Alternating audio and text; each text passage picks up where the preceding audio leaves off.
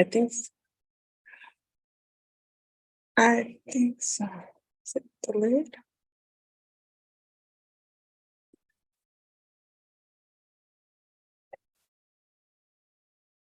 Okay.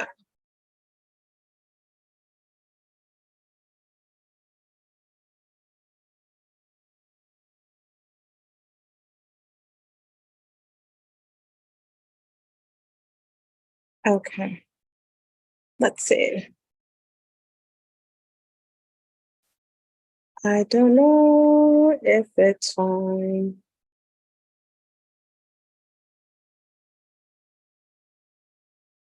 Cookie,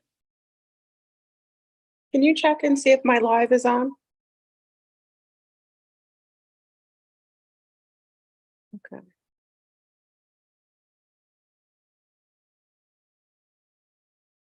Okay, I think I will wait for Saki. I am? Yes? Okay. Okay. Hello, everyone. I can't see your comments, but I am live. I tried to do this via YouTube, but big up to everyone. I'm waiting for Miss SakiSavavi. She's coming on, so I'm having a guest on today. So peace to the east, west, north, and south. This is Fleur Room coming to today with a special, amazing, fantabulous guest. So I'm gonna wait for Saki to come in. Hopefully everything is, hold on, y'all.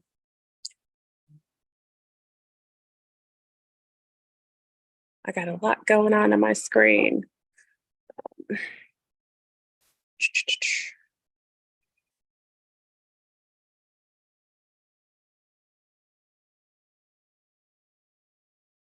Hopefully this works.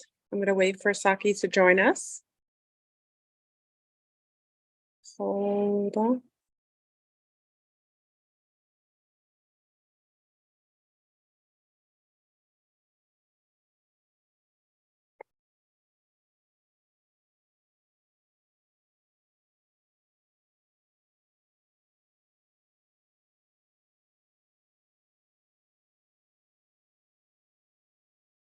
Okay. Hold on, y'all. I'm gonna come right back. I'm here. Just making sure.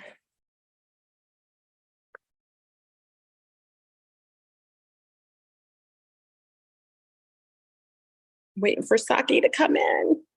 So everyone, welcome to another episode of craziness on my channel.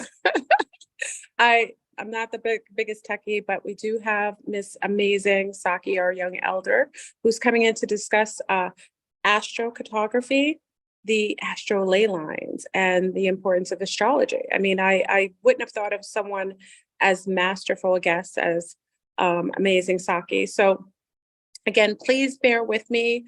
I usually do this, but again, I might have to reopen this again. I'm using my Zoom group to do it, and I attempted to do it via YouTube, but YouTube wasn't working phenomenally. So just bear with me. Hello, everyone. Hello. Check on in. And we will see if this works. I want to see if, hold on.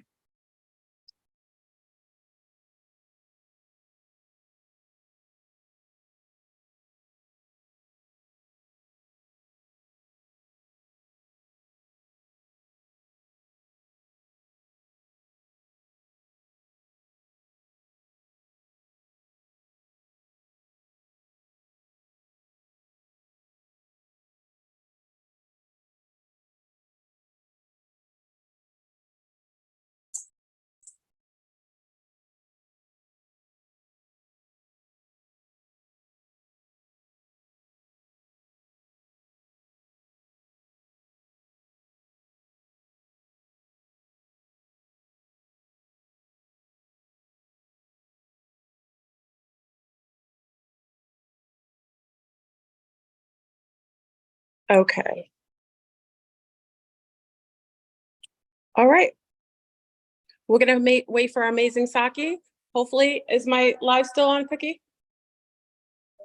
Okay. Oh, hold on, y'all. Oh my goodness. Oh my goodness.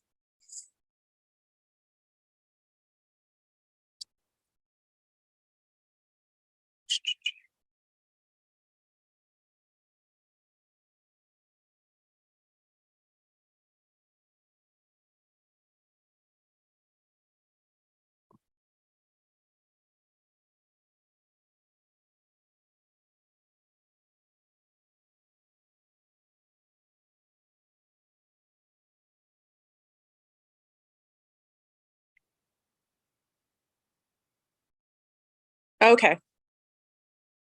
All right, I'll get it together, y'all. I'm so sorry.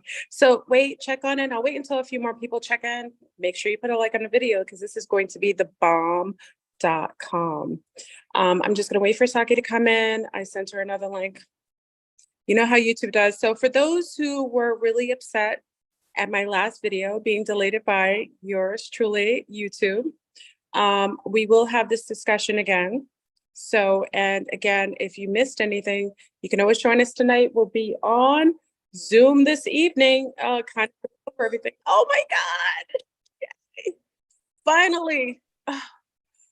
We're here. Big up to everyone. Here's our amazing, beautiful, talented cosmic sea star. This is Saki.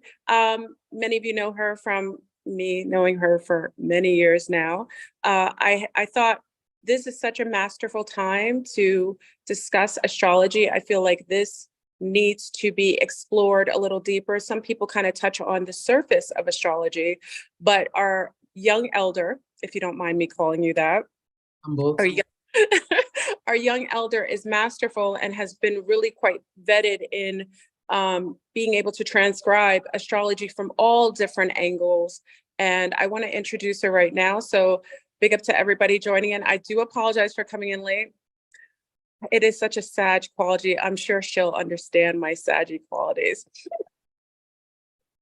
So anyway, so again, welcome, Ms. Saki. Can you give us a little bit of a background about yourself? What got you into astrology?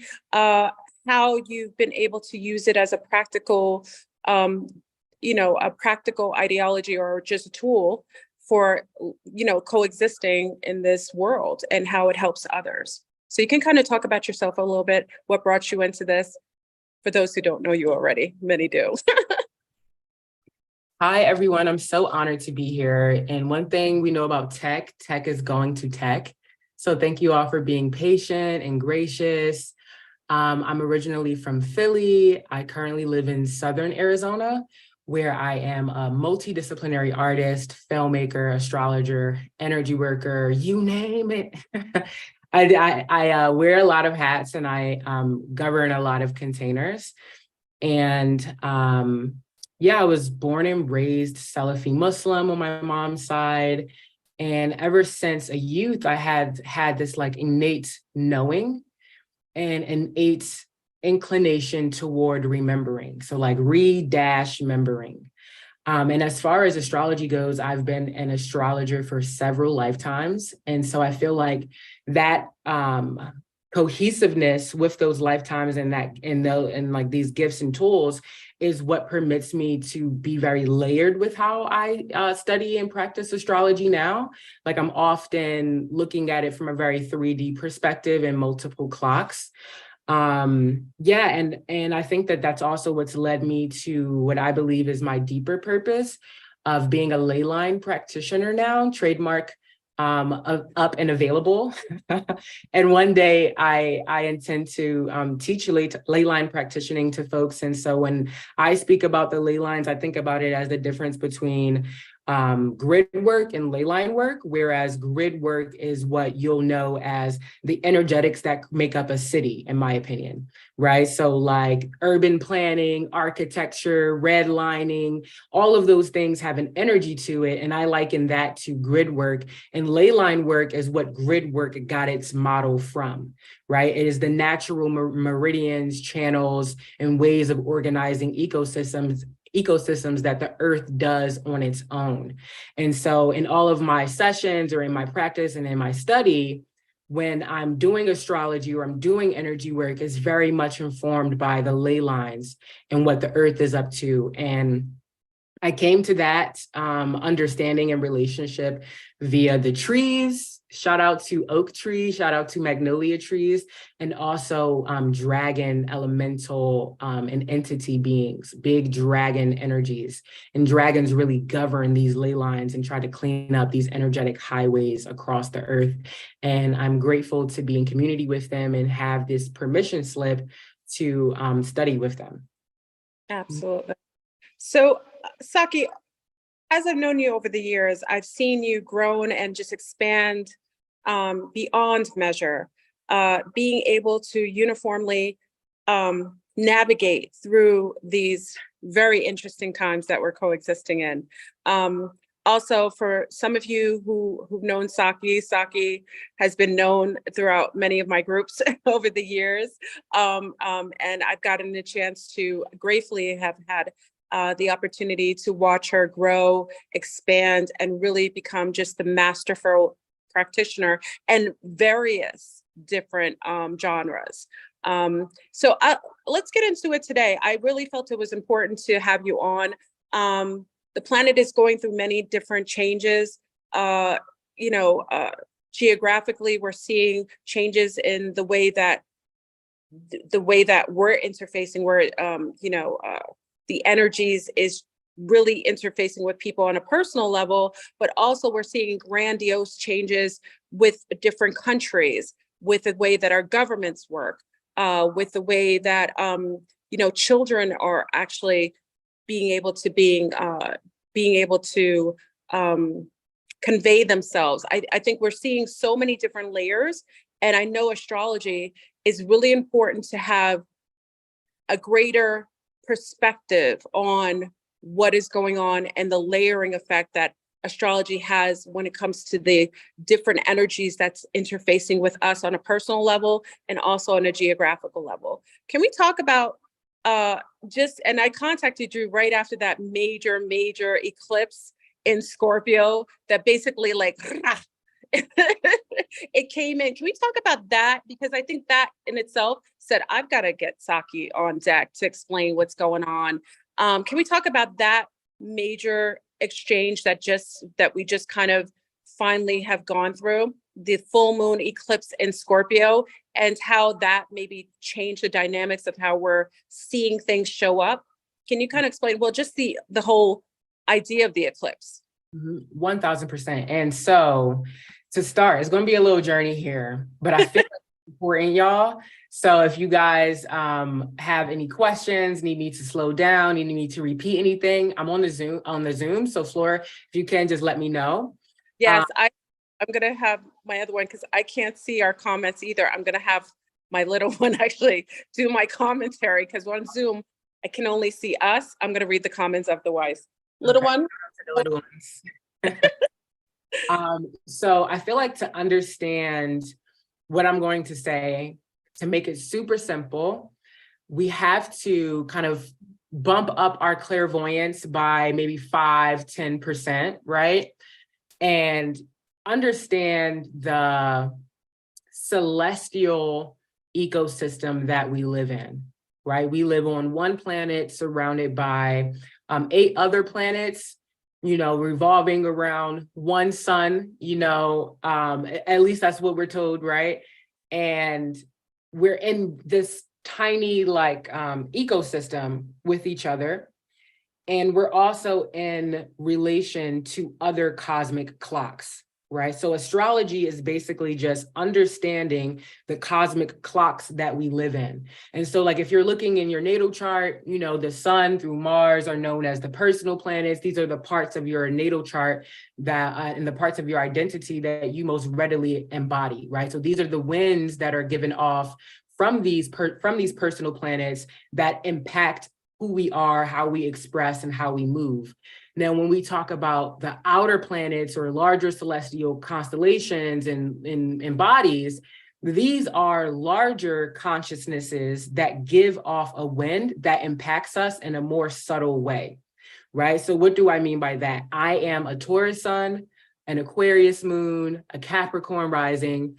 Since last year, the eclipses have been on my sun and on Scorpio. Literally last year, the solar eclipse was on my birthday, April 30th. Yes. And so this past time chamber, this past sequence of like 2 or 3 years has really been me confronting, embodying, and transmuting the energies of my South Node. Now, a lot of astrologers will relate to the North Node and the South Node as like your destiny timeline, your past life timeline. And I think that's cute. I don't think it's particularly functional. I relate to the North Node as a point where you find uncomfortability, and uncomfortability leads to growth. I relate to the South Node as a point where you have integration, comfort, things come easy to you. And, you know, sometimes you need to wax and wane between these 2 points. And of course, the North Node can be influenced by your destiny timeline, your medicine path, and the South Node can be influenced by past life energies. So with the transiting North and South nodes, so what's happening in the sky right now, being in Taurus and Scorpio for the past year or so, or 2 year and a half or so, a lot of the collective is going through these energies of standing on their values, redefining their values, confronting the shadow in order to transmute any trauma, stuck, blocked, outdated energies so that you can be planted in what you are building. And so for me personally, with the eclipses being on my sun and the transiting nodes being in these places as well, and then also I'll bring in Uranus entered Taurus in 2018, and it'll be in Taurus until 2026, right? And again, Uranus rules Aquarius. My moon is Aquarius, right? So this Uranus energy itself is on my sun and on my moon. The past 3 years, you guys, I have went through a phase where I fully leaned into the themes and lessons of my South Node. Right? That came with particular positions, particular community, that came with a lot of things, right? And I had to evolve outside of that South Node pocket in order to have the clarity that I have now, right? So to your question, Flor, when we're talking about the eclipse season that we just had, that was another checkpoint, right? It was another checkpoint of how are you relating to your shadow? Do you have space for what's uncomfortable about you? Are you secure in the things that are not readily accepted by society? How do you get your own needs met? How are you getting in your own way? And what are you going to do about it? I also want to mention that this year was really interesting because we had 2 new moons in Aries, right? Yes. So typically, you guys, in each zodiac season, you'll have a new moon and a full moon, and they'll be opposite each other. So in Aries season, you'll have a new moon in Aries, a full moon in Libra, right? But in March and April, we had 2 new moons in Aries. And for me, and how I view that is that we had 2 chances to really use our discernment and stand on what we're creating. Woo! Right? Powerful. From that new moon in Aries till the full moon in Scorpio, which Scorpio isn't the opposite of Aries, but the ancient ruler of Scorpio is Mars, which rules Aries. That movie, that story, that pocket of energy was really confronting all of that unresolved, unfulfilled desires in both the feminine polarity, Scorpio, and in the masculine polarity, Mars. And then we had the new moon in Taurus, and now we're approaching a full moon in Sagittarius. And if you guys know me, and if you engage with my work, you'll know that I personally feel that Sagittarius is a higher octave of Taurus, right? This math is not astrologically correct, but it is Saki sound, right? So, and proven. Yes. And it's because what does Taurus rule? Taurus is ruled by Venus, and it governs the senses. It governs how you relate to reality, material possessions, internal moral compasses. And then I feel like Sagittarius takes those 5 senses and then invites you to activate the higher, more psychic abilities, right? Your psychic perception, your psychic sound, what's vibrating in your aura. Another way of saying this is that a Taurus can walk into a space and be like, oh, okay, Saki has that blue couch there, the light's coming this way, there's probably a window here, okay, kind of makes sense, da, da, da. A Sagittarius will walk into the space and say, oh, we need to smell sweet cedar. Oh, we need to hear piano. Oh, we need to taste this. Oh, I want to enjoy this space this way. So this is where I get the Sagittarius as the higher octave of Taurus. And so this particular pocket, and as we're moving toward the full moon in Sagittarius, is really about, okay, you've proven yourself, you've stood your ground, especially in the face of not getting what you want, especially in the face of people devaluing you. How are you going to stand in your power when your value is being recognized? When everything that you wanted when you had nothing is now here? Are you going to sell out? Are you going to psychically attack yourself? Are you going to look for external validation? What are you creating? You know, and one last thing I'll add before I toss it back to you, Flor, is that on May 15th, 16th, Jupiter actually moved into Taurus, right? And Jupiter is going to be in Taurus until May 26th, 2024, right? Wow. So now we have 1 full year, you guys. 1 full year. So I hope you guys are seeing how I am accessing different layers of winds, but how all of these winds contribute to the human condition. But when you select these winds individually and attune to them and you're clear, then your manifestation, your becoming, your transformation is more congruent, right? So Jupiter in Taurus is a season where, especially if you do the first 5 months of this right, and you know your values, you stick to it, you only accept opportunities that are aligned with you, you go outside, you spend time with nature, you spend time aligning with what the earth is up to, you spend time activating and embodying your medicine path, it's just smooth sailing from there, just smooth sailing. So Uranus and Taurus is more so about that internal work, right? Taurus squares Aquarius because they're 90 degrees away. They're the same modality, fixed earth, fixed air, but they square because the way that they get their needs met are different. So Uranus and Taurus Uranus and Taurus until 2026 is more about what are you creating no matter what people say. And I want you guys to remember this about this transit as well. The lanes that you are creating are not even existent yet.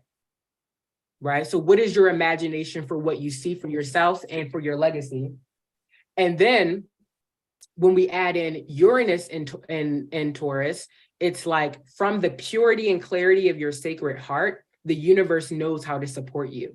The divine knows how to support you. Opportunities will open up. Friendships will open up, but don't squander those opportunities. Because one thing about Jupiter's only allegiance is to making you wise. So if you have to lose your station in order to gain wisdom, it will work.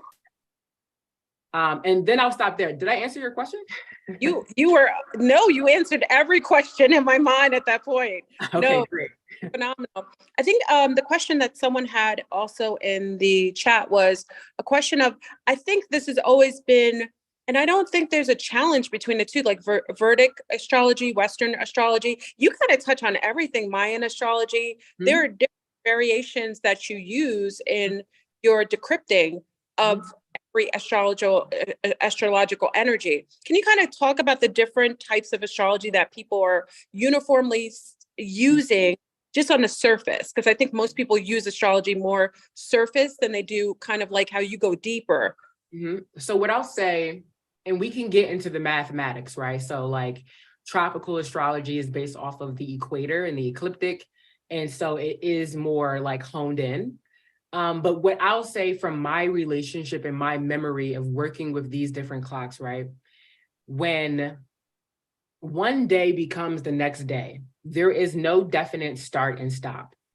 they wax and wane into each other. In fact, in Mayan or Jalagi Cherokee astrology, if you're born before the sunrise, you take on that sign of the previous day, because you're technically born in that day. You're born in that pocket. You're born in that time capsule. So for me personally, I feel like sidereal is incredibly accurate. If you go outside with a telescope, if you go outside with the Sky View app, which you can point up and it'll show you all the constellations, you'll notice that the constellations that the planets are in is exactly what sidereal would say, right? For me personally, dealing with this as clocks and time capsules, I feel that sidereal and both tropical, they do a great job of opening the mind and examining the spectrum of the foundational energies that a person portaled through with, right? If you look at draconic astrology, it kind of shows you the point, like I look at it as like the angle you portal down from, right? But how you landed, in my opinion, is sidereal and tropical. Now I may be busting some of y'all heads with this, but I'm excited. I love progressed astrology. Okay. Now, progressed astrologies, whereas sidereal, draconic, and tropical are analyzing the angle you portal down from, the spectrum of your foundational energy. Progressions is reflecting back to us where we are now, right? So a little bit of math, and we're only going to take the sun with this, right?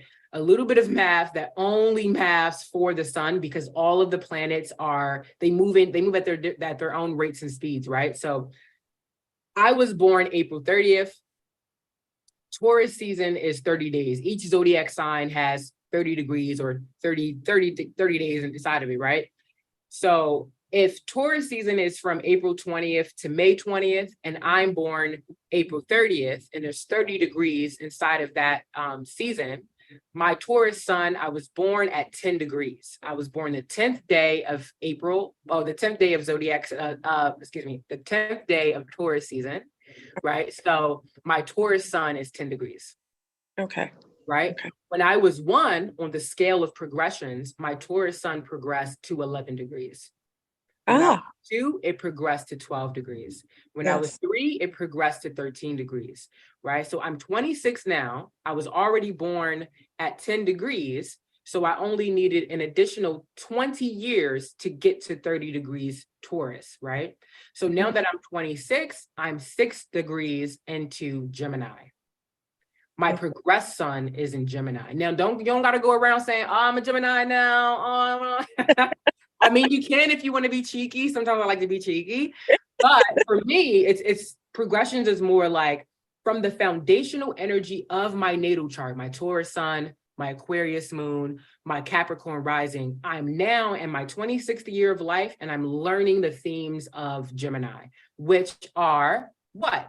Making large information simple, basic, concrete, community, really tending to my environment, my neighbors, my neighborhood, deepening my relationship as a leyline practitioner, making it very simple. And so when I do all of the sessions that I do, and I actually have a special promo code for you guys here, or discount code for you guys here, okay, special. But when I do those sessions, we're going to look at the natal chart and the progress chart to complete the story. Another way of saying this is that, like, you're not going to have the exact same consciousness that you had 0 seconds out of the womb for your entire life. Outside of astrology, you'd call that growth, maturity, learning and unlearning, but through progressions, we get to track that. So to sum all of this up, I use everything. I can accommodate everything. And I use and can accommodate everything because it's all one chapter of the same book. And in order to really understand the book, it is imperative that we understand all of those chapters.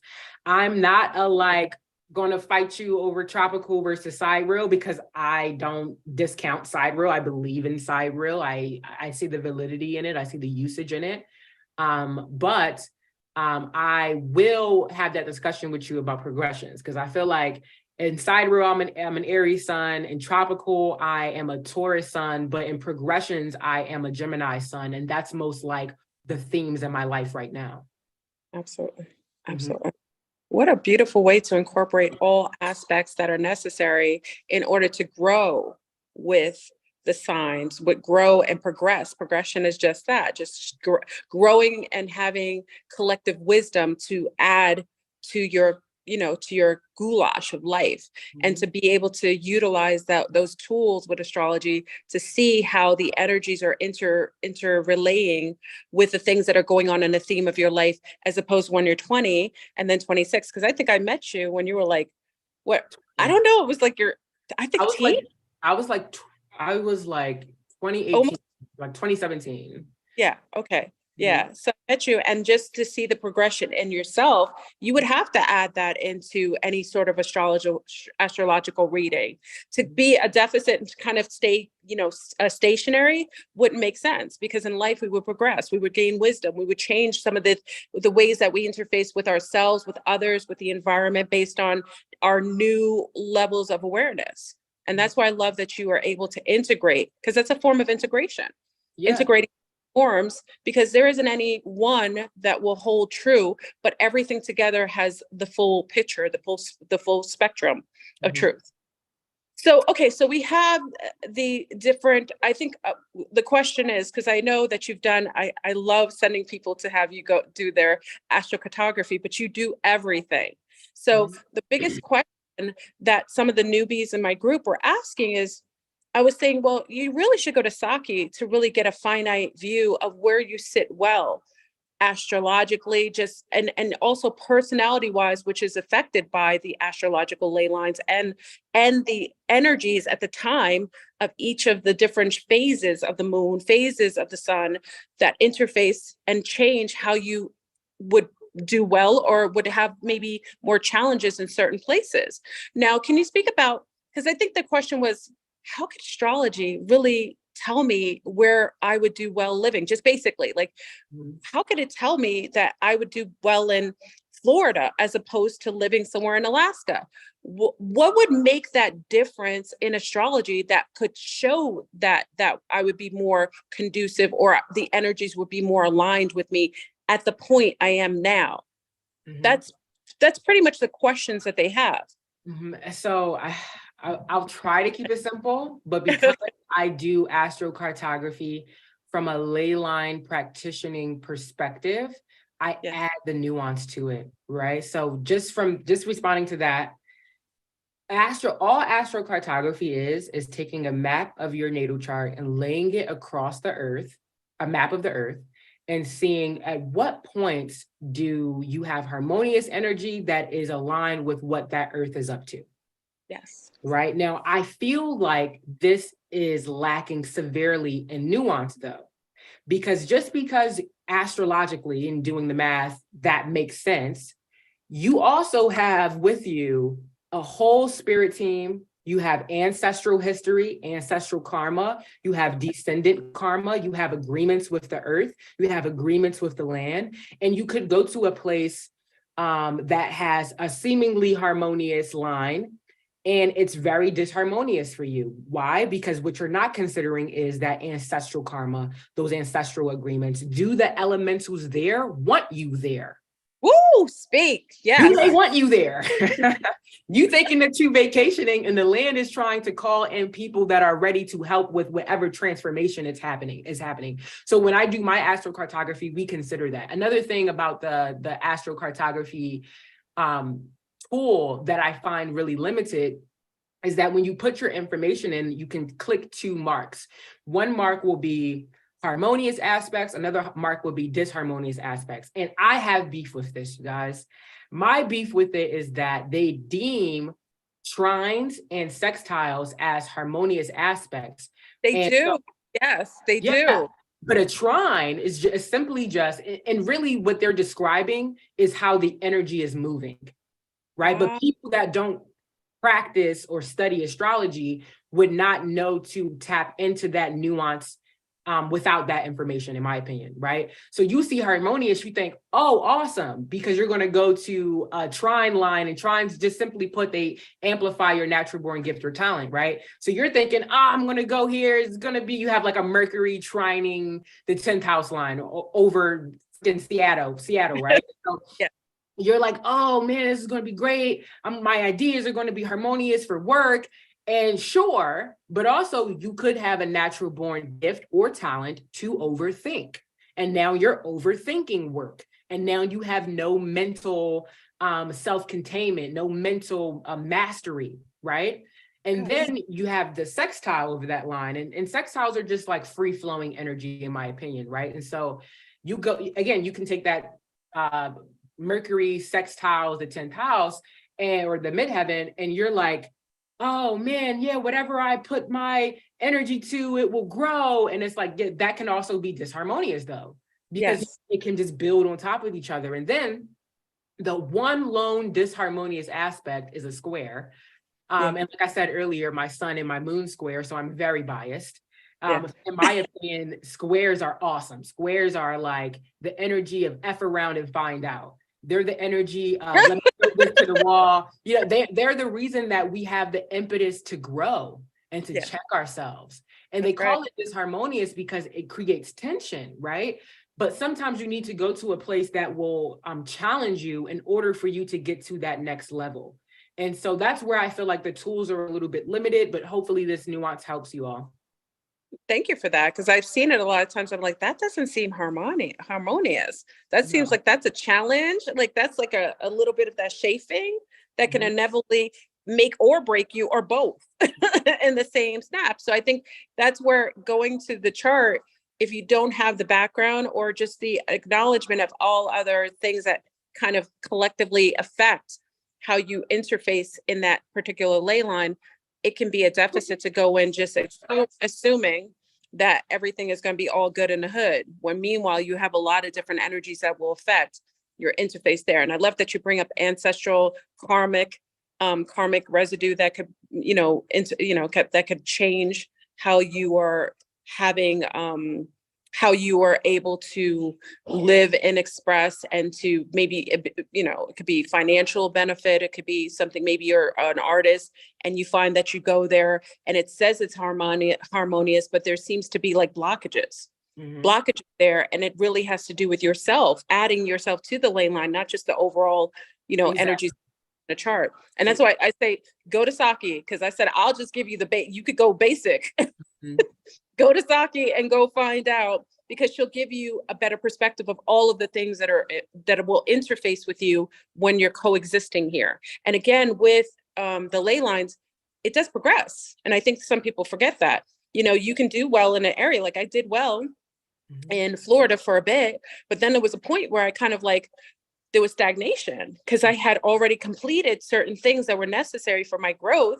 And that stagnation would show up as maybe aversion, maybe in things around me, or maybe health issues that show up, because it's time to move forward. How do you feel in adding, sorry, my dogs are acting bonkers. How do you feel with adding, with also that, let's say someone has studied astrology, has gone to you to find out where they're most cohesive, but then they have a partnership. And that partnership, adding that to the ley lines, the partnership may have, really strong aversions in specific places. Do we add that to our life choices as far as going places? I know I do it with the girls. Wherever I go, I make sure that I check to see if there's a cohesion wherever I go, so that even though it may be great for me, I may take that down a notch to allow for more growth in arenas for them.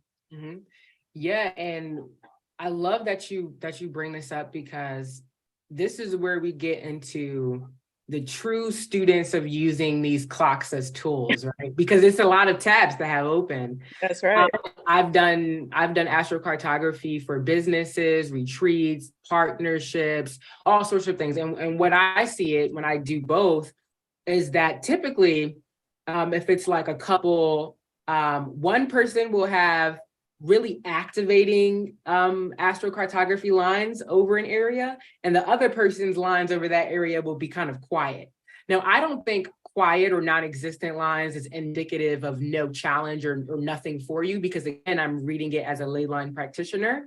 So oftentimes they have a lot of dharma with the actual land, but just sticking singularly to this partnership, you need a more stable partner when one is being activated. Yes. Right? It needs to be a waxing and a waning. And then for what you're saying, for like with your little ones and traveling, you're looking at it as one whole planet, one whole spaceship. Yeah.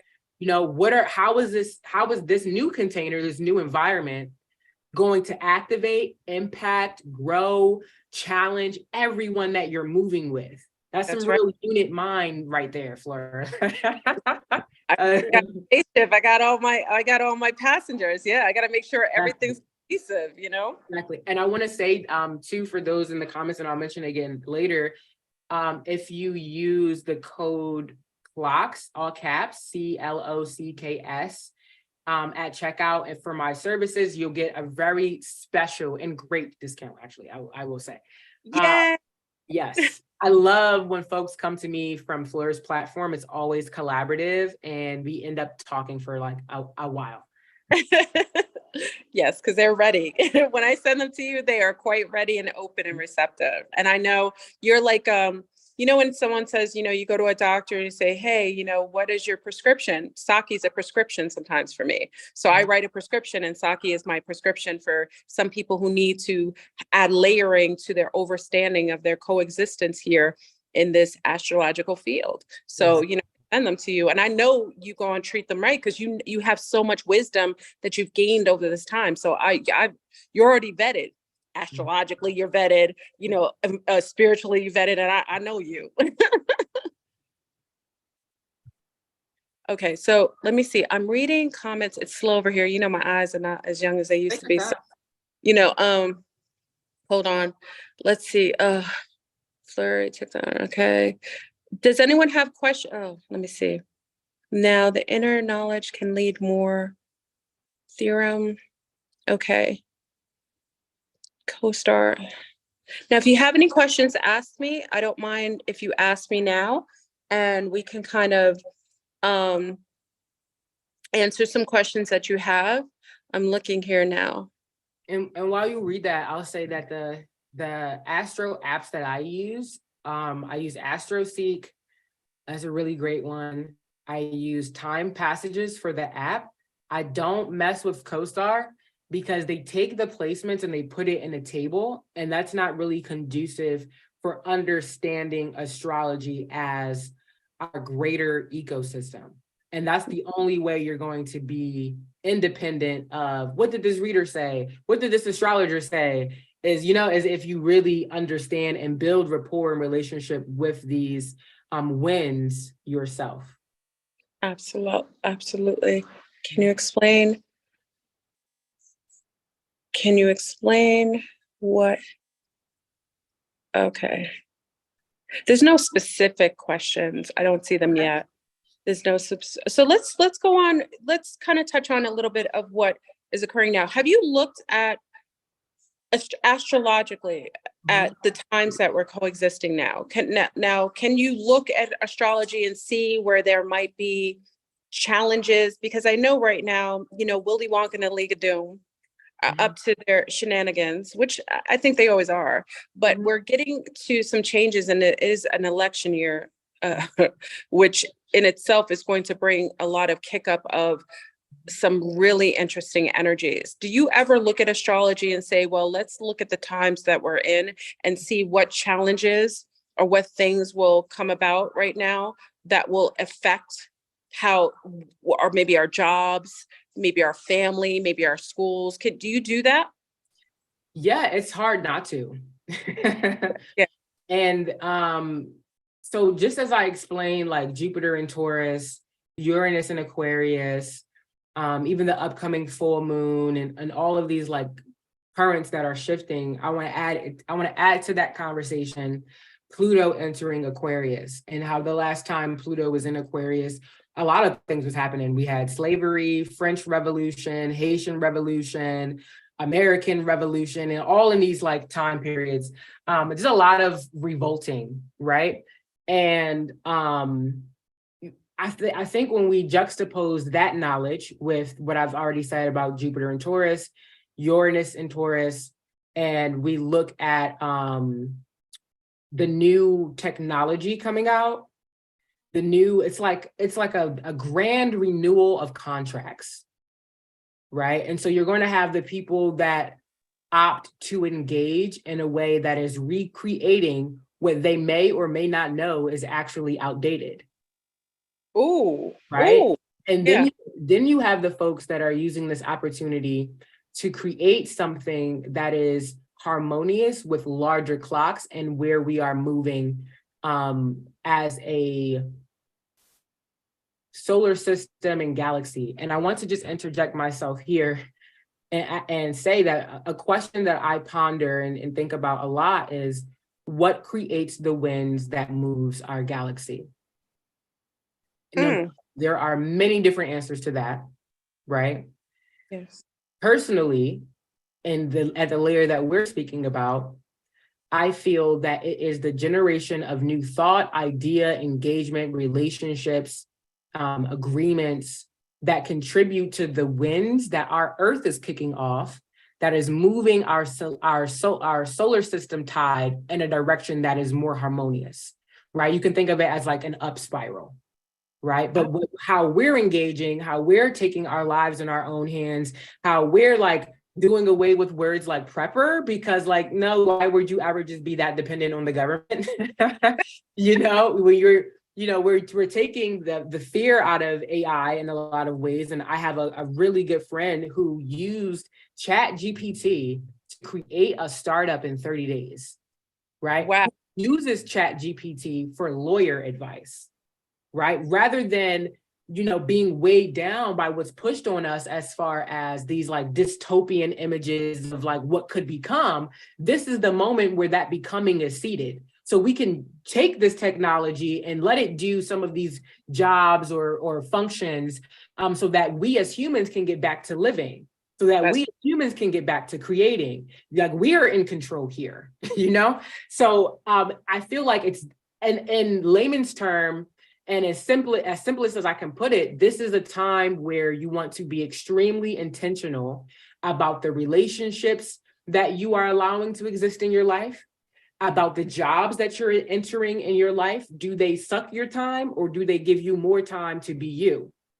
You want to bet on you, no matter what the form looks like, no matter what the fiat is doing, no matter what the system is doing, bet on you in your sacred circle. Because the energy of that betting is rippling throughout our planet and creating a wind, is rippling throughout our solar system and creating a wind. It's like no good thing is going to waste here. Does that answer your question? It does. It does. It kind of speaks to the times that we're in. And also, it also speaks to, rather than seeing everything as a deficit or as a challenge or as being weighed down by perspectives that are trying to keep you in a kind of like a subsidiary position, take the win. I love that you use AI. AI is there to use. What are you afraid of? Yeah. Instead of us feeling like we're being used, we can use it, because it's really we're commanding all technologies being used. We're supposed to use it to make life easier, to make things more practical, to, like you said, make yourself live more life. If the technology is being used to make those fundamental, jobs that we really don't want to do, the things that we really don't want to do and kind of bog us down, if we allow it to do that and free up space to be creatives, to do more happy things, be more in nature, then I say so be it. I agree with you. And amazing that you said Pluto at a time that it's kind of going back into that spiral, that 360 degrees, returning at those times where revolution is happening, where the people are starting to stand up for themselves, seeing, the tyranny and taking a stand against it. It's actually a masterful time. It looks a little interesting out there, but it can be. Yeah, and it builds on what you speak about as far as going back to 0 point, Mm-hmm. What is the 0 point that created the particular matrix that we're in as we know it? Right? Yes. All of these revolutions, when these folks were like, nah, this is what we doing. And it's ironic enough because these like revolutionary ages were actually known as like the age of critical thinking. Interesting. And it's like Yeah. they still had like slaveries, like not that much critical thinking, not that much thought, just No. brains. Yeah. So like, yeah, it can be disheartening, but I invite you to step into the empowerment of it, because it's through us stepping into the empowerment of it that we don't succumb to the predictive programming and that we change the narrative. Absolutely. And that's what the Haitians did in the revolution. So it depends on what revolution you're trying to, kind of resurrect, because they won, and they won by taking a different position of thought rather than taking the subpar, maybe thinking that they're less or that they don't have power, taking that and saying, listen, we want this. So we're going to have to get it together, work as a collective, and stand in our empowerment and work as a group. Mm-hmm. And they, it's one of the main people, even though they're being subjugated right now, but really this might be a resurrection happening within that collective group, because their ancestors actually thought about it, made some really big decisions, and really challenged the system and won. And not only did they win, they went and were contracted by many other countries. Most people don't know this. I learned this from our Haitian Sea Stars. They went and were contracted by Colombia, Venezuela, and America to give them the skills to be able to overcome their oppressors. Wow. So that in itself speaks to what we can do as a collective when we come together and we basically make a decision to stand in our empowerment, because there isn't anybody who has power over you unless you've given them permission to have that. Exactly. Today. So it doesn't mean it does a parent, a school, a government. You have supreme rights to do and to interface in the way that you desire if you take that, take the reins. I think people feel, like they're under something, but that's only because you choose to be under it. You could be on top. 1000%. And I want to add to that, the past 3 years of me, unbeknownst to personal me, leaning into all of this South Node. My South Node is in Pisces, so leaning all into the South Node Pisces energy and having all of these like walls form around me that I thought were really freedom, but was really just the fine print of my own agreements with cults and with cult energy. Yes. And my own agreements with having other people on my crown, my own agreements with self-sacrifice. And so I'm grateful for these experiences because it allowed me to address the fine print so that an entirely new agreement can be made that doesn't smell like those old things. So whatever hardships or unfulfillment that you may be going through, like you may be feeling like you're repeating a pattern, but I invite you to examine if you are merely just walking yourself out of the labyrinth that you walked yourself into in order to gain wisdom. Yes. And then from that knowing, how are you going to respond now? Absolutely. That's at all going like, I almost feel like a return or like a revisiting to be able, or just going back to the same place where you got in to walk right the hell back out. Excuse my language. You know what I mean? So that's important to know for you to speak, because I think people always feel like they're a slave to whatever limitations that they've created, because everything is us. Everything is us. Even if you're me, I'm you. You're a reflection of something inside of me that, because I believe everything's a hologram. So just take that in consideration. Everything is a reflection of yourself. Like any challenges, that's you.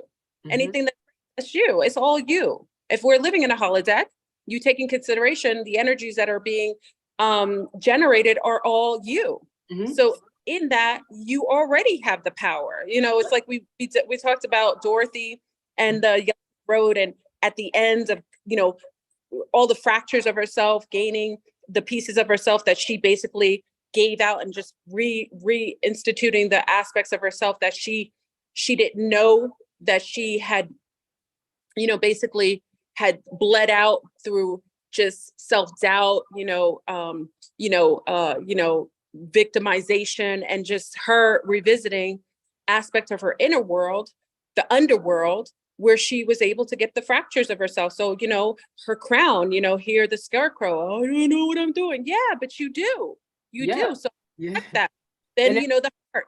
Yeah, she's it's all beautiful, you guys. Like, you didn't come here to, in my opinion, we didn't come here to just not address all of who we are. And so I relate to my awakening as a series of activations, right? And in those like activations to like this neutral point where I now feel that I am awakened into my dharma, into my north node, into my medicine path, into what I'm creating for my descendants, I had to ascend through all types of stuff. I had to ascend through, Black Panther, civil rights era in high school. I had to ascend through Egyptian/Kemetic consciousness traps, because some people have that karma awaken and then they stay there. Absolutely. And then just continuing to kind of awaken and activate all of these different parts of myself, going back to like different cults that I have explored because I had agreements with them, different contracts I had with the idea of being Afro-Indigenous, different wounds of belonging and of worth. And now I feel like, okay, that's all South Node stuff. That's all perhaps even ancestral things. And now I feel like I've created enough space where what has the most weight in my spaceship, in my orbits, in my galaxy is where we're going, not where we've been. It's not where you were, it was where you at or where you going.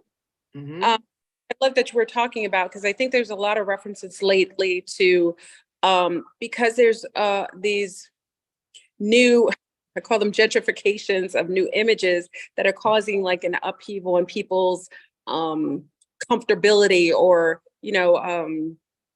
just showing Cleopatra as a brown woman, Queen Charlotte, the whole Little Mermaid. It's resurrecting feelings and invoking feelings in people that need to be addressed. Mm-hmm. And I think my little one was a little concerned because people were very upset about the Egyptian images, and people saying the Egyptians look a certain way. And I said, listen, they aren't wrong, because remember, it's all perspective.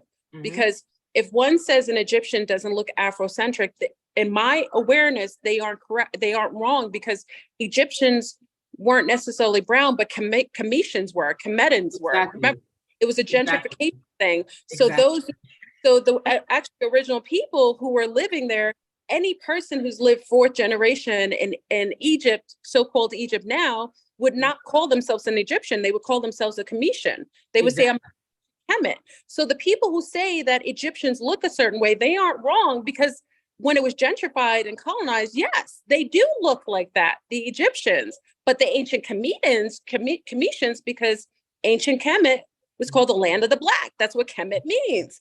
And they were ran by Nubians. So yes, so arguing over verbalization of something without awareness can cause conflict, because you aren't in the full spectrum of all truth. That's what you do with astrology. You give perspective with a wider lens, as opposed to looking so finite, because if you look finite, you're going to miss out on all the peripheral sensory that's necessary to really have a good perspective, a wider perspective. The truth isn't how much you know, how much you accept, how much you get, the width of,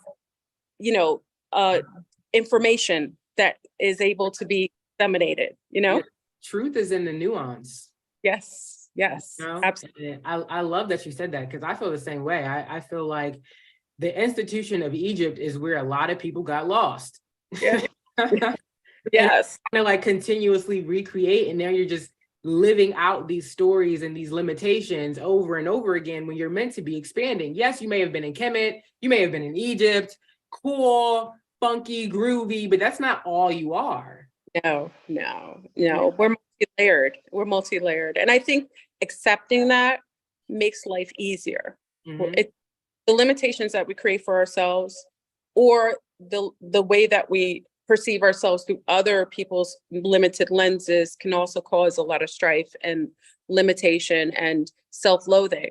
When we accept that truth is really just perspective. I mean, you know, how you see me has nothing to do with me. It has to do with your collective wisdom. You know what I mean? Maybe I look like someone, like an auntie. Maybe you've met me in another lifetime, so you realize and understand who I am as a wisdom bearing witch. You know, like it depends on your lens. And I think we have to start expanding our layers of who we are based on a wider lens, a wider, you know, more information. Take the data, take that maximum data, you know. Age of Aquarius. You know. Let me ask you a question. I'm not going to keep you too long because I don't want to, you know. Okay, but the whole ideology about Aquarius, we're not even in the age. Are we in the age of Aquarius? This is the biggest question that people ask. Are we just transient? Are we transienting? Are we going through the transience of entering the age of Aquarius? Yeah, I would say the transience, and to give it a visual, if we are, again, one solar system, and you know, all of this is arguable, but let's just go with it. One solar system and one arm of 6 to 9 arms of one galaxy of so many different galaxies, right? Yeah. And what we're moving in, you know, just going with this thought, is this age of Aquarius, this age that's going to last for a while, you know, for a few thousand years, right? That is such a large wind, right? That the waxing and waning into that time is going to take our entire lifetime, if not 2 more. Yes. Yeah. So we're just the dust, like we're just getting like the kick up dust right before we're trying to start us off, because age of Aquarius, it can get dystopian. So our role, in my opinion, being incarnated now, is to set us on the right path. And that's winds right, you know, so that it don't get too dystopian, you know. You can see remnants of it, obviously, with all the truth coming out. Before, there was a lot of hidden. Piscean energy is like what you believe, right? So it isn't necessarily tangible, because belief systems can be, you know, propaganda, you know, socially engineered. So, you know, belief comes from structures created to, you know, give people a house of mindset, you know, house people's mindsets. But Aquarius is kind of like, you ever meet the Aquarius? They're like space cadets, like they're expansive, you know, there isn't any limits. Like when I talk to someone who has an Aquarian energy, a lot of it, they aren't limited to the constructs of like this realm. Like it's every realm. If they're really balanced and they're, you know, and they're aware and wisdom bearing, I mean, you can kick an idea off of Aquarius energy, a person who has a lot of Aquarian energy. And I mean, they can go and source from all different planetoids, you know, they have that air, that wonderful non-boxed in energy. But with all the truths coming out, what do we do with it? Like if, you know, if I told you I'm a vegetarian and I'm going to Mickey's right now and shoving down a burger, but it all gets revealed on, like, I don't know, those sites like Twitter. Twitter, oh my God. I mean, and it's revealed, like, it isn't bad. But you know what I mean? The perspective of it is like, wow, you know, I don't have to stay in this box anymore. You know what I mean? Like some people will take it like, oh my God, the life is over. I made all these vegetarian videos and I'm done. But rather say, well, you know, I'm a flexitarian now. I'm incorporating everything. Go with it. You know what I mean? No, for sure. So the expanding of truth and revelations, I think, is amazing. And even in the Bible, doesn't it talk about revelations, or what is it called this time? They call it like I think it's like revelations. Like revelation is just like everything coming out, right? So when we're going, and how does that interrelate with the Taurus energy? Because you're saying Taurus will be in there until 26. The Taurus energy is really about, isn't it like building kingdoms or building more, having more grounding, but being able to build? I don't know. How is that interface? I would say in context of these transits, it's all about gutting the false foundation. Okay. And that makes rebuilding something that we can pass on to our descendants. Ah, very good. With updated values, with updated reference points, with a broader scope of mind. You know, there's a lot of wisdom in our ancestry, and there's a lot of flunked out energy too. So what are we going to recreate and pass on? What are we putting a stop to? And I work really closely with my descendants on my altar. I have a grandbaby, bless his soul. That's the one. I love it. I love it. One. And I don't know if you guys are familiar with any of my work, or if this is the first time you hearing me say this. Everything I do is for my grandchildren, period. That's right. That's why we met on that. It's all about building future. And we speak about the sea stars saying, when you carry babies, it's your grandbabies you carrying too. That's why grandmama or abuela is always so important to us, because she carried us, generations of women, that matriarchy, that extra mitochondria, carrying generations ahead physiologically. Then energetically, if you're basically building for next third generation, you basically can, if you decide to transcend this realm, you do it with such peace. And I think a lot of you have to think of that.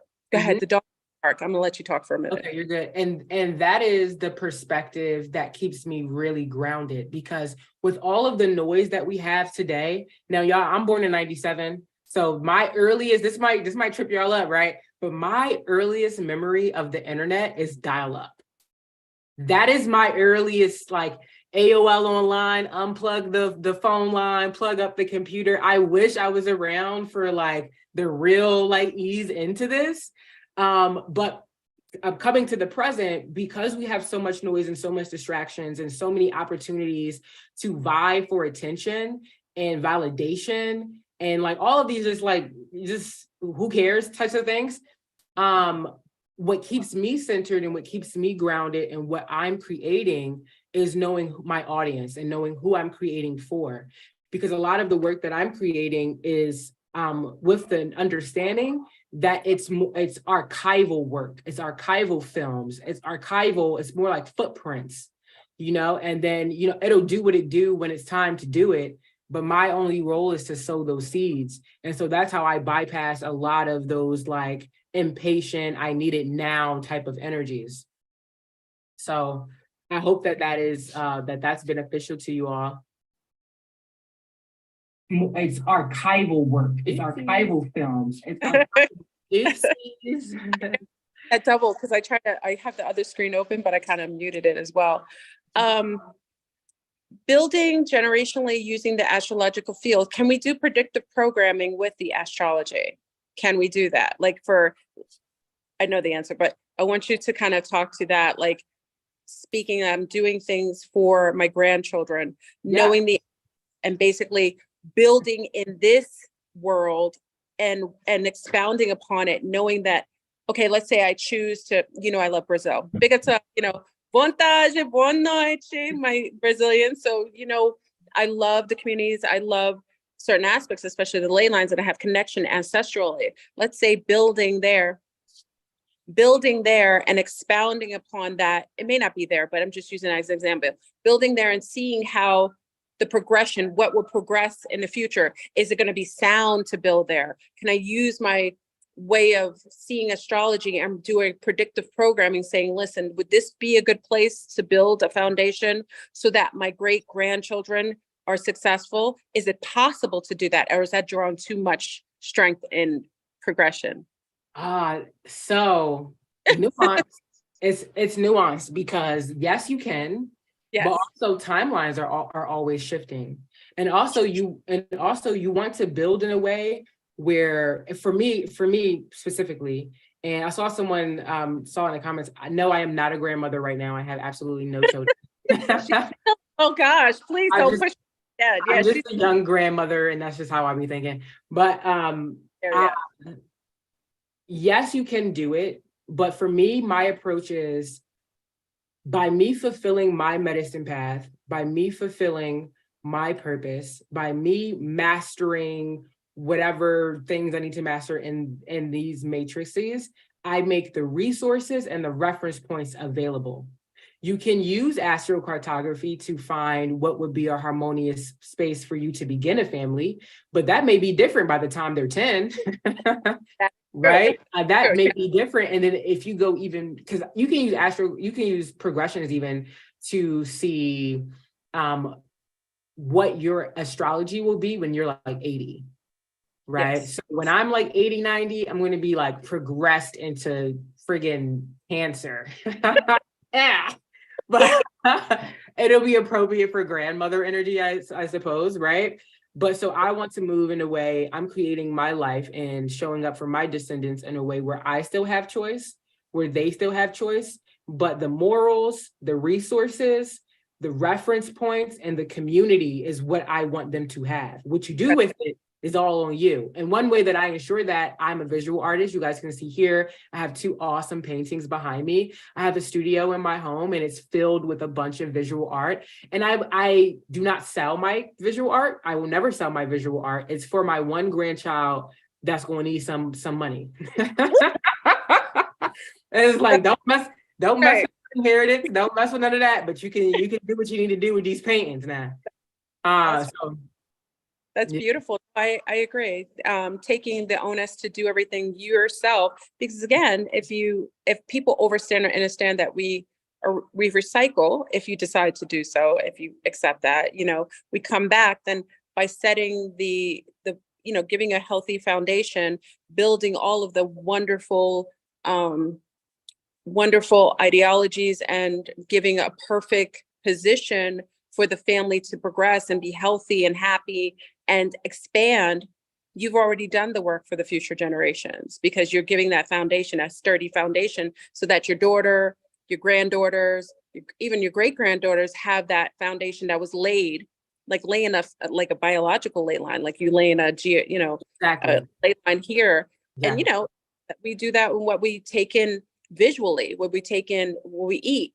We make our first dome, our first home, that we house the energies, so we birth that into existence, and that holds a lot of the harmonic ley lines that we basically will build the foundations for the future, which I love that that. The fact that you accept that is beautiful. You know what I mean? I like 1000%, Flora. Like our bodies are living ley lines. Absolutely. How we treat it, the genetics that we amplify or desaturate is all important. And that's why I move with that grandmother perspective, because I have my eggs in my body right now. Right. That's right. So I feel like this may be like my Mars and Virgo popping out, but I feel like one of the greatest things you can gift a child is the ability to critically think. That's right. Is the ability to form their own conclusions, is the ability to say, everyone's doing that, but why are you all jumping off a cliff? I don't know. Done that by extending your cellular memory, because remember, cellular memory is what extends to our children. That's why some people, if a mother has a child at a certain age, usually the daughter does that. It's in the cellular memory. It's almost in the database, exactly. An expansive database. And that's why it's amazing that you're doing this, because when you do usher in, and vortex, utilize your vortex and your stargate to usher in an ancestor with such mastery, giving them all the life codes genetically and cellularly, it's already done. Like it already sets the tone for what you're bringing into this paradigm. And I think a lot of young ladies, I wish, that's why I call you the young elder. I hope that a lot of young sea stars get that this is technology. Like we're the first technology, and utilizing our technology masterfully, and taking all, listen, a lot of people want to have this technology. It's masterful. And if we take that in consideration and we utilize it in the way intended, with higher thought, higher perspectives, utilizing the codes, putting a lot of healthy data in there, because data is important. So how you feel about yourself, you usher that in, and then bringing in specific, and also, birthing children with a certain astrological, imprint too. Like some people like to say, well, listen, I want to bring my child in during a new moon of this phase. So let's characteristically as a couple work towards harmonizing our field, really placing a manifestation into the future realms, and then let's make love on this particular moon phase, so that we usher in a life force in this area, in this arena, because you can't always predict when the babies come in. So in this particular astrological energies, so that they take on that as well. I mean, we can do that as well. I love that you brought that up, because even in that example, right, that, in my opinion, is the difference between LayLine eugenics and grid work eugenics, right? Because I saw a video like on Twitter this week, and it was like this couple, and they named their child like Titus something, and they were like, yeah, we like did IVF specifically to get these eggs, to look at the percentage of and it was just like modern eugenics. But what you're describing is organic coming into, it's how the earth does it. Yeah. Right. That's how it's coming into harmony and being intentional. Yeah. Right. We do it. Sisters did it. I mean, we come from native, these are forgotten, we're remembering, but these are forgotten additives to how we all came about. I mean, just to have this consciousness, I already know that your grandmother and your grandma and my grandma sitting by the fire, you know what I mean? They already had this intent because they had to, for us to be imprinted in this way. I know that. So I already know that we've already been, that is necessary for us to usher in the energies of a specific month. It's whatever you want. It's not what I want is not necessarily what you want, but giving the onus that you can do that organically. It isn't you don't have to go to a scientist. You don't got them going up in your thing, that's unnecessary. That's, if you want to do that, that's fine. But there are ways to do it organically. And also the trees, which we talked about, the trees also, our grandmothers have connections to certain trees, and those trees also relay certain information. And if one are harmonic with your specific gene pool, because it does help, because everything at the time, way back, all nature supported us coming in. Everything new had an understanding of what we were to them and them for us. And I think if we take some of this ancient information that is being resurrected within us, within this conversation with a young elder who's brought back a lot of information to us, we can literally make this world, whether it's a hologram or not, into everything that we desire. In our unawareness is why we have chaos, and in awareness we can bring cohesion. Oof. Yeah. That's you. Do you know? Ooh. I love the ollie. Ooh.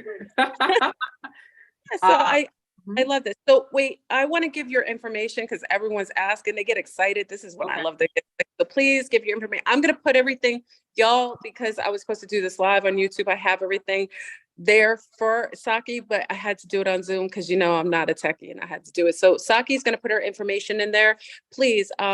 Again, she has a code for those coming from Problems group.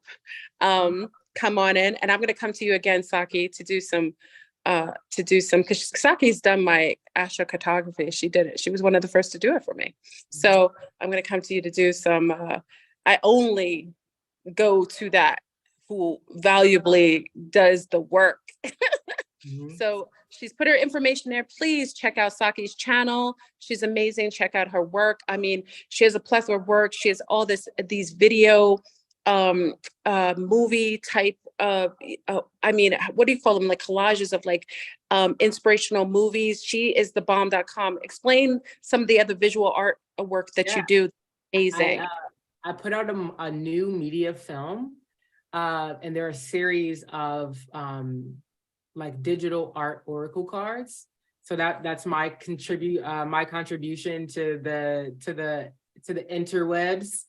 And those little 1 minute digital oracle cards they're addressing energy dynamics that I myself have navigated and got out of. I begin production in Baltimore next month for my docu-series LayLines. There's a lot of grants for that, a lot of grant writing. Right on. That docuseries is a 3-episode docuseries. The first episode, we're exploring the legacy of Mali. So I have a really deep relationship with a brother, Baba Birthday, who is from Mopti in Mali, and he comes here seasonally to trade. He's a jeweler. He's really into sacred adornment. He's how I got into sacred adornment. So I'm really excited to be featuring his story. And I'll be filming at AFRAM during Juneteenth next month in Baltimore. And then the latter leg of that episode is us actually going to Mali and me like doing a mini apprenticeship with him, learning mud cloth dyeing, leather tanning, remaking. So that's episode 1. Episode 2 is called Under a Calypso Sun, and it features a really sacred story of a dear friend of mine, Tamara, my Sag. And her family is, her mom's side is Jamaican, her dad's side is Trinidadian. And we're just kind of discussing the untold, in my opinion, story of what it means to be a Black American as a first generation Caribbean American. And her dad, ironically enough, he's from Americans in Trinidad, and they're actually a group of people that marooned and to Trinidad from Virginia in the War of 1812. So she is really African American. Oh my gosh! Yeah. Oh, I'm excited. I'm so excited. And then and I'm really excited about that story because I feel like there isn't enough room in the African diasporic conversation where we are really listening to the struggles of Caribbean Americans and like, what does that mean? Like, you're not Caribbean enough, you're not Black enough. What does that mean? And then and then the final episode is called Black Americans Are Air Plants, working title. And so that's where we're seeking to place some healthy boundaries around what it does mean to be a Black American. And I feel like as Black Americans, our culture is really woven all throughout the world. But because of the programming here, it's difficult for us to accept our Afro-indigeneity. It's difficult for us to accept our culture. There's a lot of caps around it. And so wanting to take that air plant that's been thriving in the air and root it back into earth. And I hope to do more of these episodes. I hope to expand this. My intention is that by adding this reference point of this docuseries, we can begin to address and dissolve some of the like diaspora wars that happen. Absolutely. And so that's what I have going on. I also have my own membership containers where we do Astro Axis once a month. So we recap the energy of the previous zodiac season. We decode the energy of the upcoming season. I'm low-key a stand-up comedian, so that happens. And then we do energy work. And then I also, inside of those membership tiers, I have my elemental engagements where we're doing energy work and going to the elementals that govern certain expressions. So this month we're focusing on steam and mist. Oh, beautiful. It's interesting. You're right.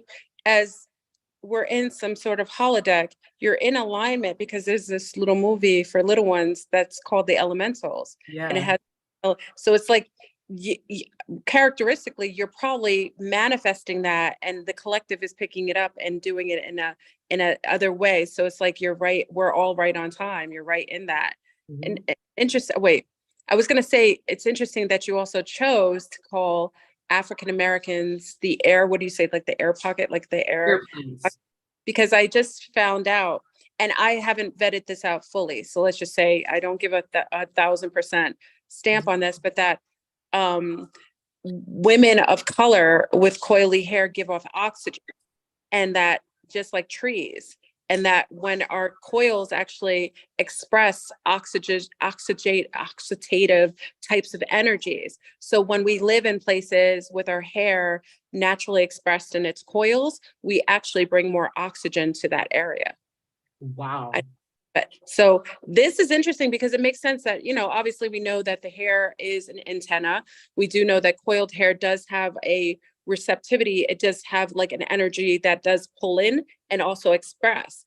But it would make sense also, like the trees going up and we get air from trees. Hair our hair is very reminiscent of the trees. Yes. And also have like our skin is reminiscent of the bark. So Mhm. it kind of that we're walking expressions of the trees. Mhm.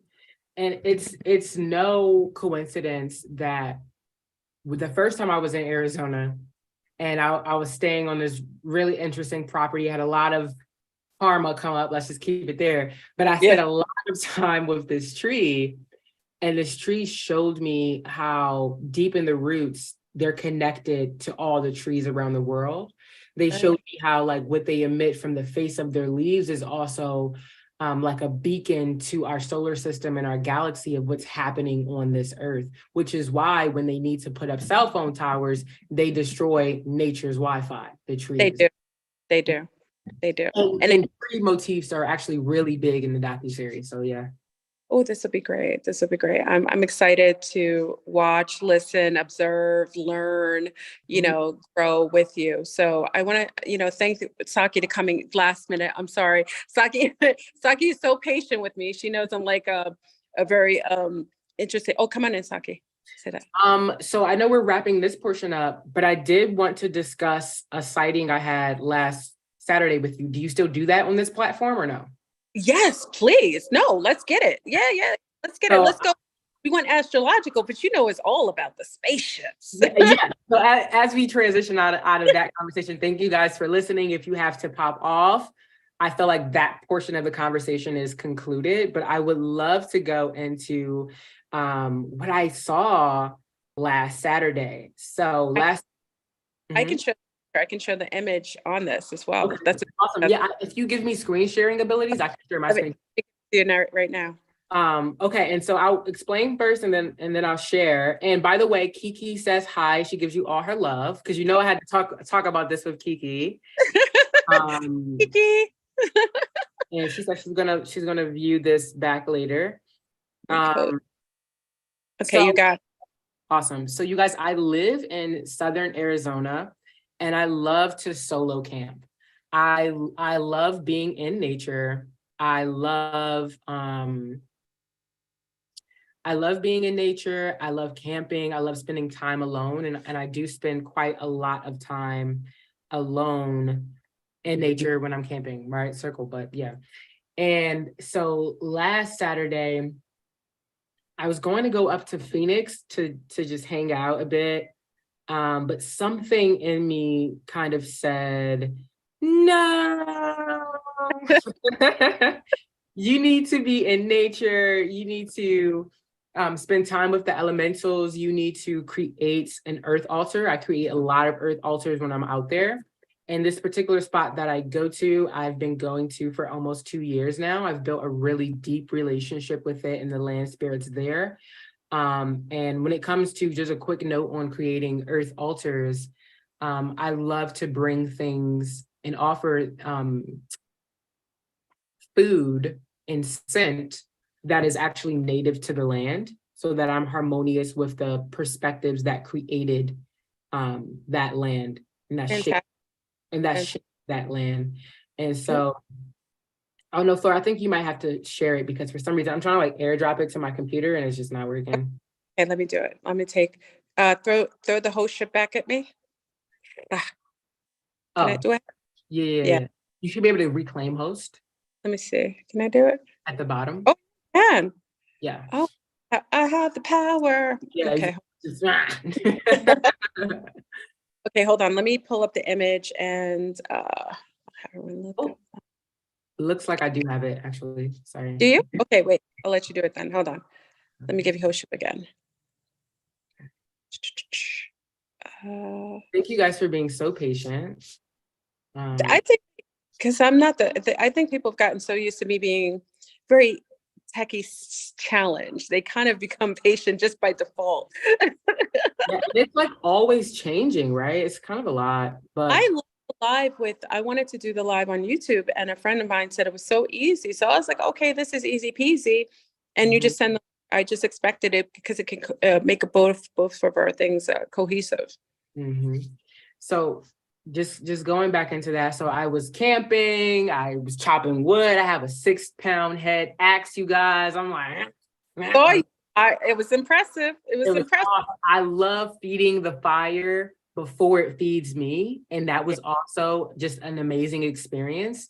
Yeah. And then I'm just relaxing, I'm listening to some astrology and I'm kind of like packing up slowly. And I look up, you guys, and I see the moon, Mars and Venus all in a straight line, but ascending from the top of Venus, right? It was like, and it was like forked off, and it was so many star fleets, right? There were so many star fleets that just kind of opened up. And as they arced across the sky, they went from being 13 plus. And when I tell you, I have been seeing UFOs. I've been seeing ships for a while. since 2016, 2015. I have never in my 26 years of living seen anything like this. They were in a perfectly angular line. And there were many of them. And as they approached the moon, they got brighter and they got fewer. 13 plus became about 9.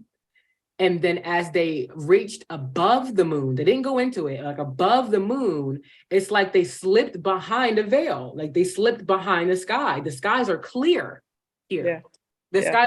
And I wanted to share what Kiki shared with me was that she saw something like extraordinarily similar. And it was like arcing in that same point between the portal between Venus, Mars, and the moon. And it was the same energy. And I believe, I don't know where Kiki is at now, but last I heard she was like somewhere near the Philippines, Indonesia, right? So just incredible. And I have a video here and I want to show you guys. And so I'll share my screen. And okay, so here is the video, and let me know if you guys can see it because it is rather faint. I'll try to make it bigger. Oops. So here's the whole video. It's only 19 seconds.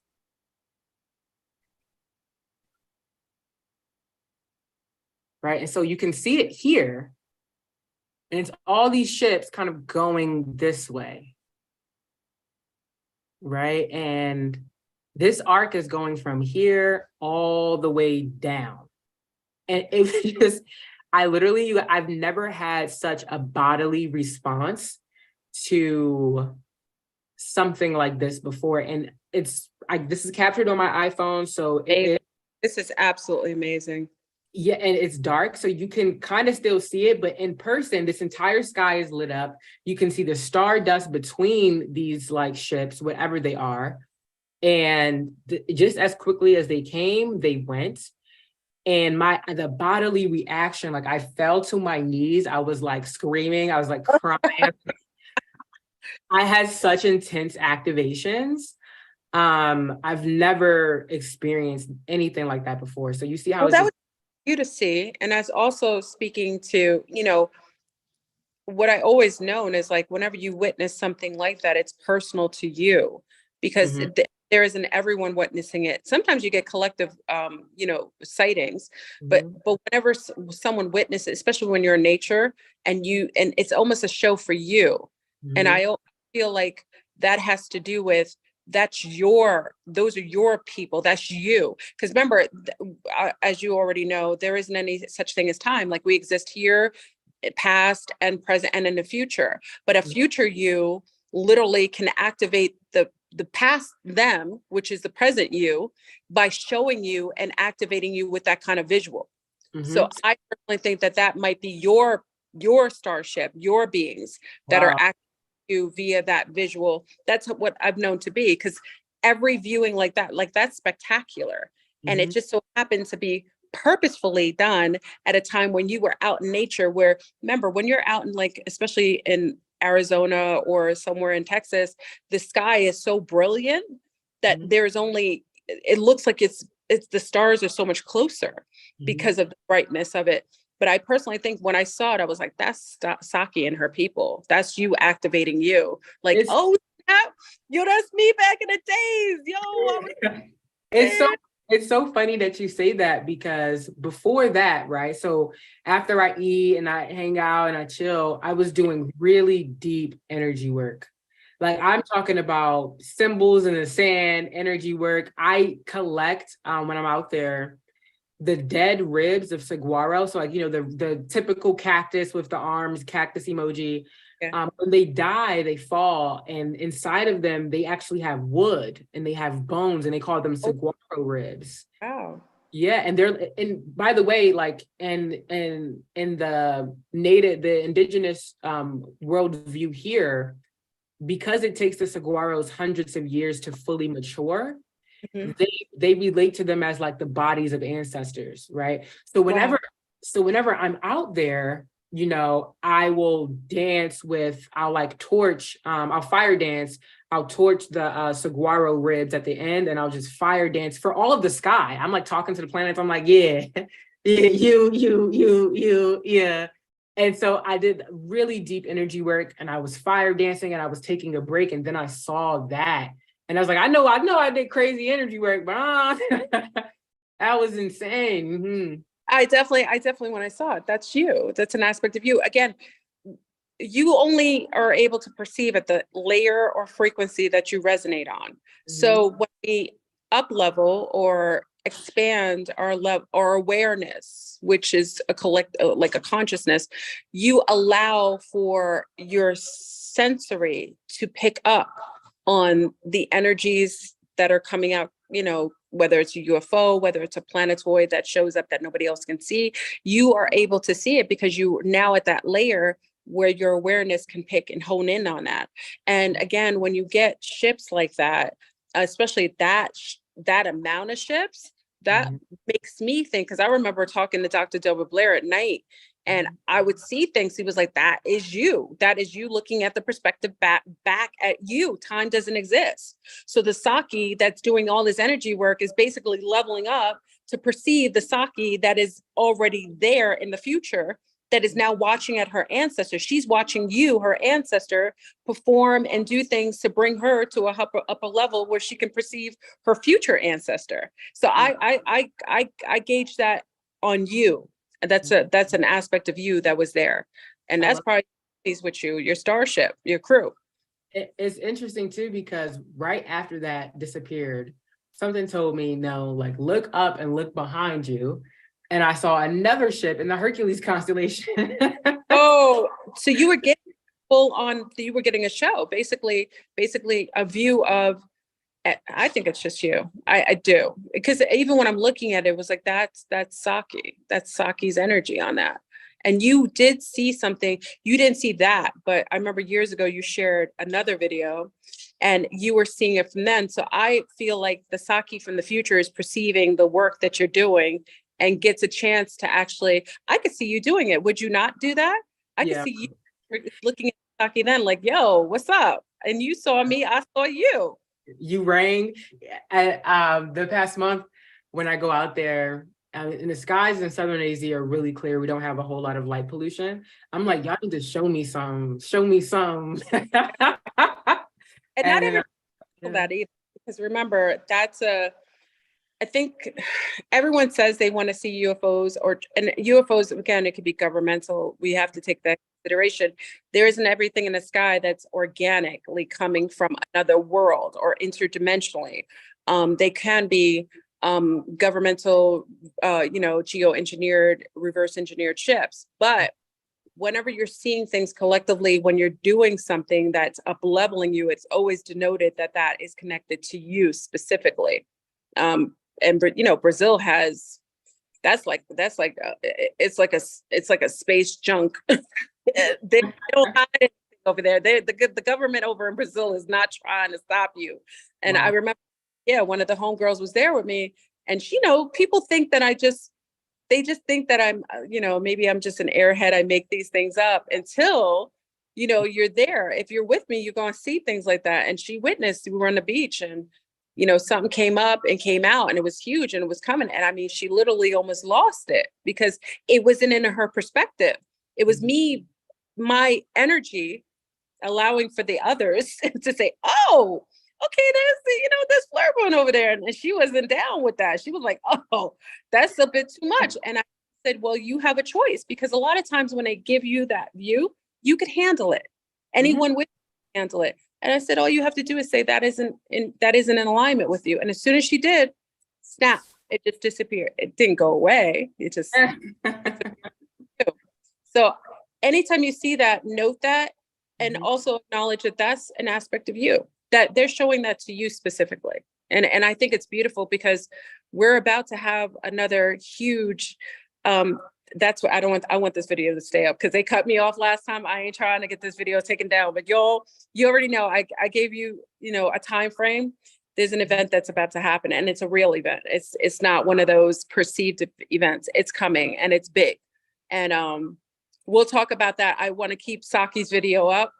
Saki, I could tell you on the back lay, but I want to stay up. Yeah. Yes, because it cut me off too quick last time. I was like, God darn. I was like, let me get warmed up. I mean, my God. Hopefully all the Astro talk helps to cloak this, because I feel like that's allowed in the algorithms now.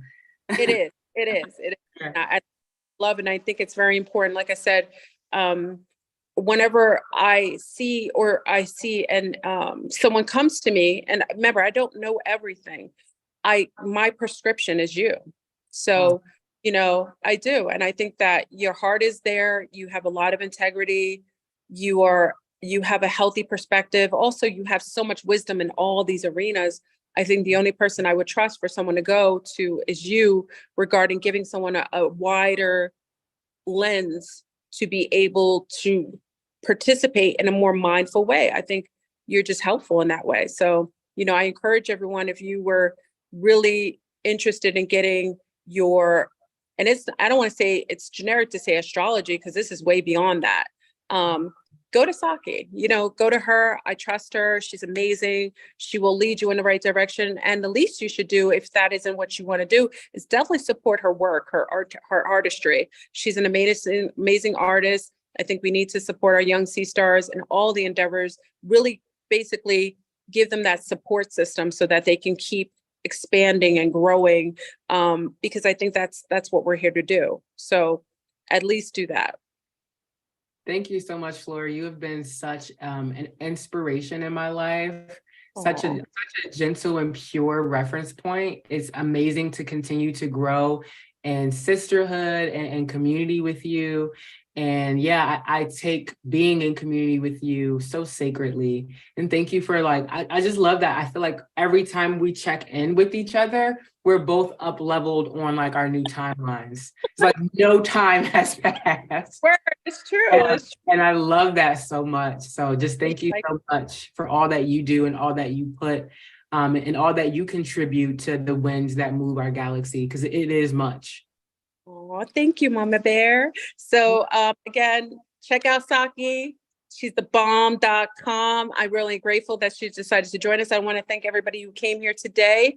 You will get a chance to see me do another video. I'm going to definitely come in with another video. Again, Willy Wonka's League of Doom. It also gives me some validation, because I have the Sag energy. I get a little ego. I get a little ego rush when they do stuff like that, because I'm like, even if I didn't think it was true, you certainly, Willy Wonka, are thinking that everything I'm sharing is valid. So I really appreciate. Let me give a shout out to YouTube for really validating my theories on certain things. I'm appreciative to how you show up, because when you martyr me, it just lets me know that I'm on the right path. So thank you, everybody. Thank you, everyone, for joining us. I want to thank you. You can stay, Saki. I'll talk to you. So I will check if anybody will be on Zoom tonight. You can check us out. I'll extend another invitation to Saki or whoever, when she wants to join in, if she wants to come and sit and talk with we're up all night. I'm surprised, because we get it in. So she's extended to come in, and also I will see the rest of you on Zoom tonight. We're going to go further into our deep dive into Beetlejuice. So I'll see you. Bye, everybody. Peace. Bye, Zombies. Yay. Okay. I don't know. Let me see if I have to see how I can end. Wait, I've done this a few times, and I have to see. you can hit the stop button and the Zoom where it says YouTube and then the drop down, you can hit stop.